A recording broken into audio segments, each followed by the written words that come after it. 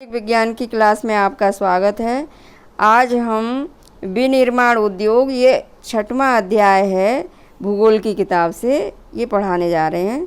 तो एक उदाहरण के द्वारा समझें इसे। जैसे दीपावली के समय में आप बाज़ारों में जाते हैं तो वहाँ पे आपको बहुत सजा हुआ बाज़ार दिखाई देता है। तो उसी के हिसाब उसी पर यहाँ पे थोड़ा सा उदाहरण के तौर पर ये दिया है। दिवाली के अवसर पर हरीश अपने माता पिता के साथ बाजार गया। उन्होंने उसके लिए कपड़े तथा जूते खरीदे। उसकी माँ ने बर्तन, चीनी, चाय व मृदा के दीप यानी मिट्टी के दिए खरीदे। हरीश ने देखा कि दुकानें अत्यधिक सामान से भरी थीं। चीज़ों को इतनी अधिक मात्रा में देखकर वह हैरान था। उसके पिता ने समझाया कि जूते, कपड़े, चीनी आदि बड़े उद्योगों में मशीनों के द्वारा बनाए जाते हैं और छोटे उद्योगों में बर्तन बनाए जाते हैं तथा दीप जैसी चीज़ें व्यक्तिगत तौर पर कारीगरों के द्वारा घरेलू उद्योगों में बनाई जाती हैं। तो कच्चे पदार्थ जो मूल्यवान उत्पाद में परिवर्तित कर अधिक मात्रा में वस्तुओं के उत्पादन को विनिर्माण या वस्तु निर्माण कहा जाता है। कहने का मतलब है कि कच्चे पदार्थ को मूल्यवान उत्पाद में परिवर्तित कर एक ऐसे रूप में परिवर्तित कर देते हैं जो मूल्यवान हो जाता है, जिसका रूप वो जो है वस्तुओं के उत्पादन या विनिर्माण उद्योग कहलाता है। क्या आप जानते हैं कागज़ लकड़ी से, चीनी गन्ने से, लोहा इस्पात लौह अयस्क से तथा एल्युमिनियम बॉक्साइट से निर्मित है। क्या आप यह भी जानते हैं कि कई किस्म के कपड़े ऐसे रेशों से बनते हैं जो रेशा उद्योग में बनते हैं। द्वितीयक कार्यों में लगे व्यक्ति कच्चे माल को परिष्कृत वस्तुओं में परिवर्तित करते हैं। कहने का मतलब यह है कि कच्चा माल तुरंत उपयोग करने लायक नहीं होता है, उसको जो है द्वितीयक उद्योगों के माध्यम से उनको साफ किया जाता है, परिष्कृत किया जाता है। जैसे स्टील, कार, कपड़ा उद्योग, बेकरी तथा पेय पदार्थ संबंधी उद्योगों में लगे श्रमिक इसी वर्ग के अंतर्गत आते हैं। कुछ व्यक्ति सेवाएं प्रदान करने में रोजगार पाते हैं, यानी सेवा दे करके रोजगार पाते हैं। इस अध्याय में हम द्वितीयक क्रियाओं के अंतर्गत विनिर्माण उद्योग के विषय में पढ़ेंगे। यानी ये जो कच्चे माल से जो है दूसरा रूप किसी भी वस्तु को देना, ये विनिर्माण उद्योग में आता है, ये द्वितीय क्रिया के अंतर्गत आता है। किसी देश की आर्थिक उन्नति विनिर्माण उद्योगों के विकास से मापी जाती है। विनिर्माण उद्योग का महत्व।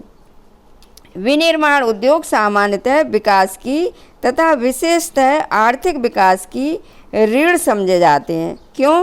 क्योंकि विनिर्माण उद्योग न केवल कृषि के आधुनिकीकरण में सहायक हैं, वरन द्वितीयक व तृतीयक सेवाओं में रोजगार उपलब्ध कराकर कृषि पर हमारी निर्भरता को कम करते हैं।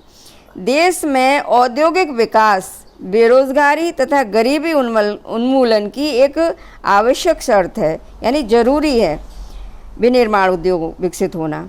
भारत में सार्वजनिक तथा संयुक्त क्षेत्र में लगे उद्योग इसी विचार पर आधारित थे।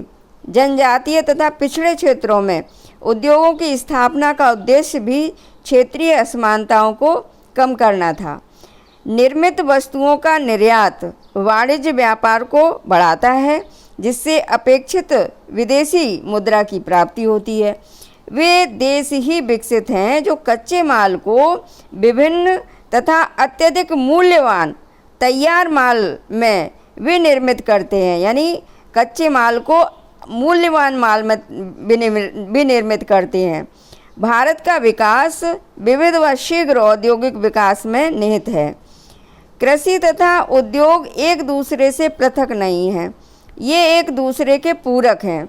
उदाहरण देखिए, भारत में कृषि पर आधारित उद्योगों ने कृषि पैदावार बढ़ोतरी को प्रोत्साहित किया है और ये उद्योग कच्चे माल के लिए, यानी कच्चा माल प्राप्त करने के लिए कृषि उस माल के का कृषि उत्पादन बढ़ाया। कच्चे माल के लिए कृषि उत्पादन बढ़ाने की आवश्यकता है। तभी कच्चा माल मिलेगा, तथा इनके द्वारा निर्मित उत्पाद जैसे सिंचाई के लिए पंप, उर्वरक, कीटनाशक दवाएं, प्लास्टिक पाइप, मशीनें व कृषि औजार आदि पर किसान निर्भर हैं, क्योंकि ये कृषि उत्पाद बढ़ाने के लिए इन चीज़ों की आवश्यकता किसानों को होती है।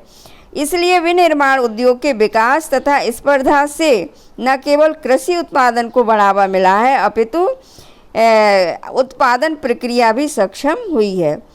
आज वैश्वीकरण के युग में हमारे उद्योगों को अधिक प्रतिस्पर्धी तथा सक्षम होने की आवश्यकता है। कहने का मतलब ये है कि यदि हमें विश्व स्तर पर अपने उद्योगों को विकसित करना है तो हमें अपने माल में प्रतिस्पर्धा लाने के लिए माल की गुणवत्ता बढ़ानी होगी।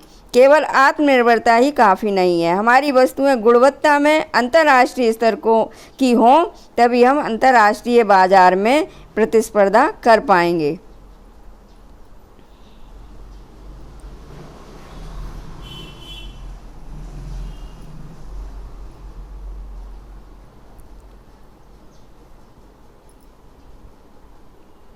राष्ट्रीय अर्थव्यवस्था में उद्योगों का योगदान ये समझें। अब पिछले 2 दशकों से सकल घरेलू उत्पाद में विनिर्माण उद्योग का योगदान 27% से 17% ही है, क्योंकि 10% भाग खनिज, खनन, गैस तथा विद्युत ऊर्जा का योगदान है। भारत की अपेक्षा अन्य पूर्वी एशियाई देशों में विनिर्माण का योगदान सकल घरेलू उत्पाद का 25 से 35% है। पिछले एक दशक से भारतीय विनिर्माण क्षेत्र में 7% प्रति वर्ष की दर से बढ़ोतरी हुई है और बढ़ोतरी की यह दर अगले दशक में 12% अपेक्षित है। वर्ष 2003 से विनिर्माण क्षेत्र का विकास 9 से 10% प्रति वर्ष की दर से हुआ है।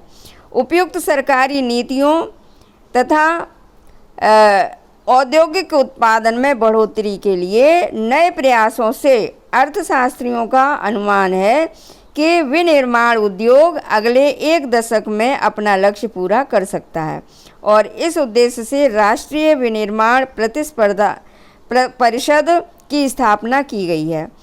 औद्योगिक अवस्थिति देखें। उद्योगों की स्थापना स्वभावतः जटिल है। इनकी स्थापना कच्चे माल की उपलब्धता, यानी जहां कच्चा माल पर्याप्त मात्रा में उपलब्ध हो, श्रमिक, पूंजी, शक्ति के साधन तथा बाजार आदि की उपलब्धता से प्रभावित होती है। इन सभी कारकों का एक स्थान पर पाया जाना लगभग असंभव है। फलस्वरूप विनिर्माण उद्योग की स्थापना के लिए वही स्थान उपयुक्त हैं जहां ये कारक उपलब्ध हों अथवा जहां इन्हें कम कीमत पर उपलब्ध कराया जा सकता है। औद्योगिकरण की प्रक्रिया के प्रारंभ होने के साथ साथ नगरीकरण प्रारंभ होता है। कभी कभी उद्योग शहरों में या उनके निकट लगाए जाते हैं और इस प्रकार औद्योगिकरण तथा नगरीकरण साथ साथ चलते हैं। नगर उद्योगों को बाजार तथा सेवाएं जैसे बैंकिंग, बीमा, परिवहन, श्रमिक तथा वित्तीय सलाह आदि उपलब्ध कराते हैं। नगर केंद्रों द्वारा दी गई सुविधाओं से लाभान्वित कई बार बहुत से उद्योग नगरों के आसपास ही केंद्रित हो जाते हैं, यानी नगरों के आसपास उद्योग, बड़े बड़े उद्योग विकसित हो जाते हैं, जिसे समूहन बचत कहा जाता है और ऐसे स्थानों पर धीरे धीरे बड़ा औद्योगिक समूहन स्थापित हो जाता है। स्वतंत्रता से पहले अधिकतर विनिर्माण उद्योगों की स्थापना दूरस्थ देशों से व्यापार पर आधारित थी, जैसे मुंबई, कोलकाता व चेन्नई आदि। परिणाम स्वरूप एक नगर औद्योगिक केंद्र के रूप में उभरे और कृषि पृष्ठ प्रदेश से घिरे थे। उद्योग बाजार संबंध,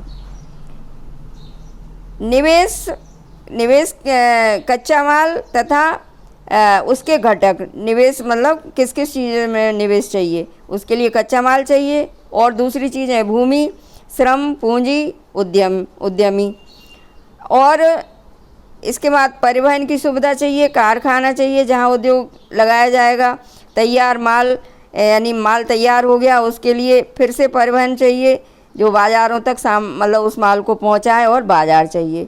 तो इन सब चीज़ों के लिए क्या चाहिए? पूंजी चाहिए। किसी उद्योग की अवस्थिति का निर्धारण उसकी न्यूनतम उत्पादन लागत से निर्धारित होता है। सरकारी नीतियों तथा निपुण श्रमिकों की उपलब्धता भी उद्योगों की अवस्थिति को प्रभावित करती है। उद्योगों की आदर्श अवस्थिति देखिए, यानी एक अच्छा उद्योग लगाने के लिए क्या क्या चाहिए? उस स्थान पर कच्चा माल प्राप्त करने की लागत पता होनी चाहिए। उस स्थान पर उत्पादन की लागत, यानी पूरा उत्पादन करने में क्या लागत आएगी।